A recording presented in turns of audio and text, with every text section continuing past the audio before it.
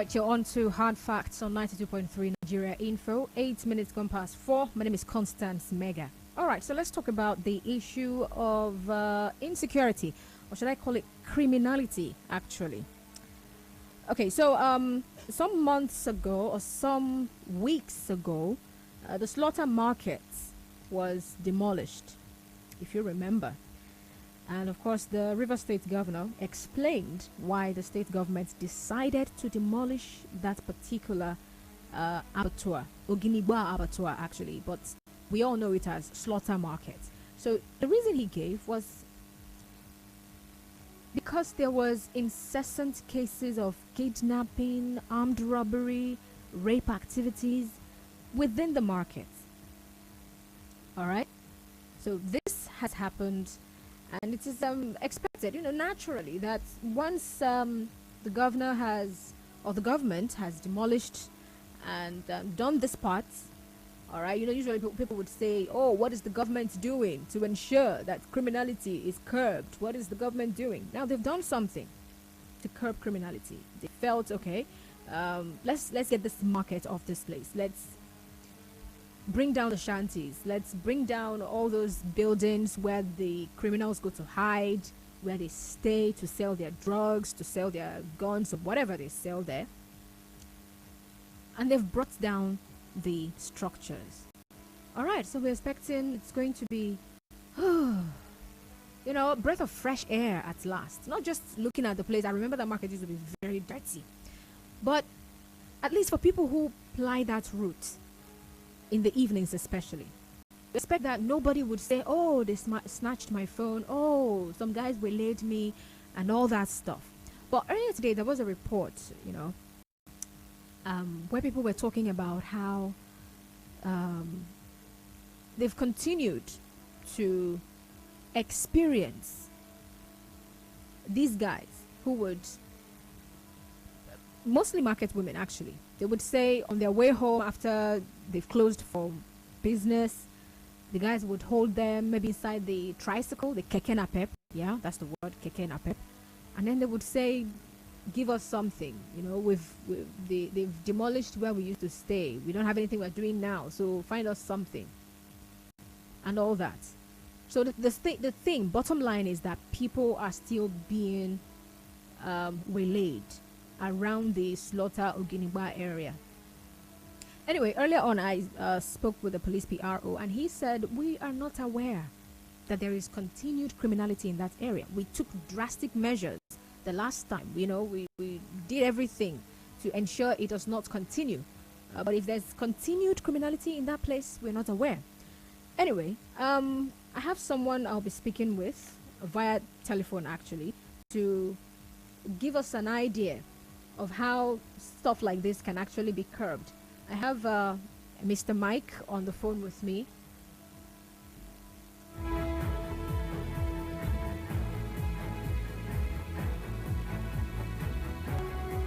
All right, so I have Mr. Mike Chukuma on the phone with me. Good afternoon to you, Mr. Mike. Good afternoon. All right, so welcome. Let me get this straight. You are a part of Neighborhood Watch. Yes, you're right. Okay. Now, for something like this that's going on in that area of Trans-Amadi, first of all, for someone who is involved in security watch, if I would put it that way, what do you think can actually be done, first of all, apart from what government has done now, bringing down the markets and the shanties there? What do you think that can really be done to put a stop to the criminality going on there? First of all, let me thank you because this is what I expected the media houses to be doing. There are areas where the security agencies might not even know things are happening or the magnitude is happening. The press is supposed to be the eyes of the public as well as the security agencies and government. Having done this, I want to say thank you. The Oginigba market area they call slaughter market, as you said, it's a very large area. I actually pass through there from time to time, and passes that I see presence of police, particularly the traffic personnel. Yeah. doing wonderful jobs there, and I expect that their presence is enough to put up. But from what you are saying now, I can agree with you because people must have reported. This is not the solution I see as far as I'm concerned is intelligence. Without having paying attention to the issue of criminality as it were. Because these criminals, like I say, have the intelligence. What we, the security agents or bodies need to do, as we have brought it to our knowledge, is to put some personnel there. What I mean security, led by the Nigerian police per se. Some intelligence officers, a mufti, to monitor movement there and then be ready to apprehend anybody found perpetrating any crime there and hand over to the uniform police for immediate arrest and prosecution.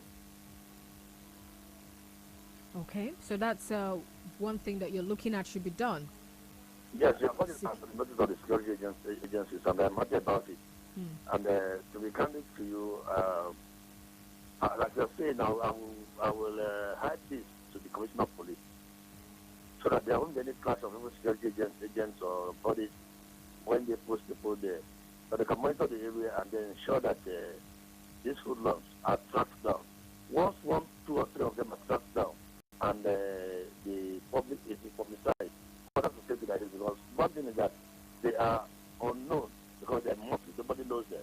They don't have identity or don't carry identity on their faces that they are criminals. The people that are going to monitor them too are going to be mostly. They will also be unknown. So that there will be two groups of people opposite monitoring each other. Or what is monitoring the victims, what is monitoring them. That's the way it should be. You see, when we take criminality for granted, we take society for granted. Yeah. All right. So how about those of them who, the way they operate is to get into the taxi with with every other person who is genuinely boarding a taxi, and then they move away from that particular area, so they're not operating exactly on that slaughter area. Maybe the driver is also working with them, and they've moved a little bit far from the place. In what way can people be helped? I mean, people who have traded, they have to go home. People who have gone to work, they have to go home, and sometimes they have to enter the tricycle or the taxi. Yes, sometimes I prefer the solution. Whatever is so big, and because of the fact that many industries are not working, many private car owners convert their vehicles to commercial vehicles, particularly in the evening times.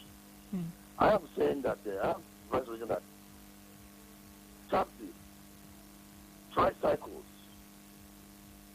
operating in any particular area should have a group of officers appointed and supervised by the Ministry of Transport to regulate the movement so that if anybody is carrying passengers, he registers first. And nothing is their arrival, pick passengers accordingly, and they are regulated. Their movements are also regulated. And they report back the next day. If there's any incident, the victims will come to that place and report where it is registered to report so that now they can track down the vehicle. But in the case where everybody is using his vehicle, tricycle indiscriminately, move from one particular location to another particular location without any check, it's a danger to society.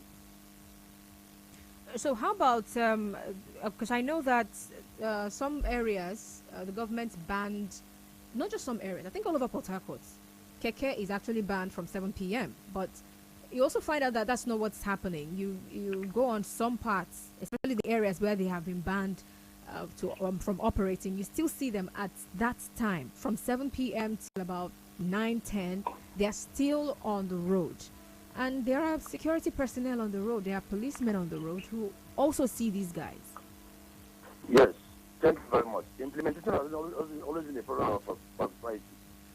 Most of the people who are asked to implement our laws are not committed to implementation, but are committed to their personal interest. Let me be very frank to you. Sometimes I understand as a police officer. One of the problems we have is that when you give directives from the office, those on the field convert that opportunity to a commercial venture. Let me be very clear on this. Most of our policemen on the road do not see their presence on